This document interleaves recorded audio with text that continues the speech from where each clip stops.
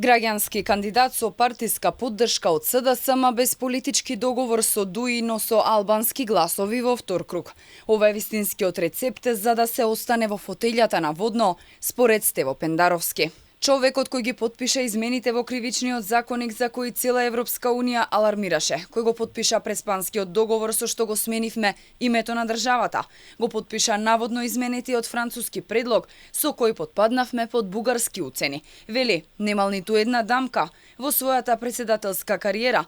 Првата и главна причина поради која се кандидира, вели, е тоа што зад себе има мандат без ниту една стратешка грешка. Зад себе има мандат без ниту една стратешка грешка, без ниту една корупцијска афера и ниту еден случајен непотизам или судирни интереси поврзани со мене, со моето семејство, со моите роднини, пријатели или најблиските соработници.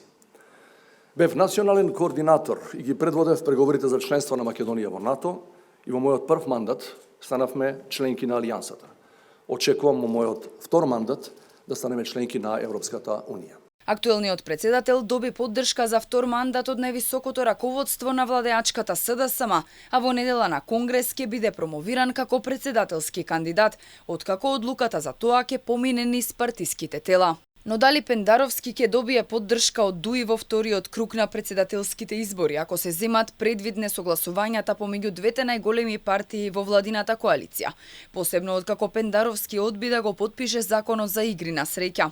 Не одговори конкретно, рече дека очекува поддршка и гласови од сите етнички заедници, а тоа било можно и без политички договор. И без политички договор со било која политичка партија има граѓани од сите етнички заедници кои ме гласали и се надевам дека ќе ме гласаат. Председателските избори ќе се одржат на 24 априла, вториот круг на 8 мај заедно со парламентарните. Според експертите, главен противник на Пендаровски ќе биде Гордана Силјановска-Давкова, чија кандидатура ќе биде потврдена со утрешната конвенција.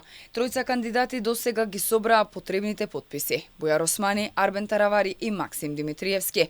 Близу до исполнување на условот се и кандидатот на Левица Билјана Ванковска и кандидатот на Гром Стефче Јакимовски.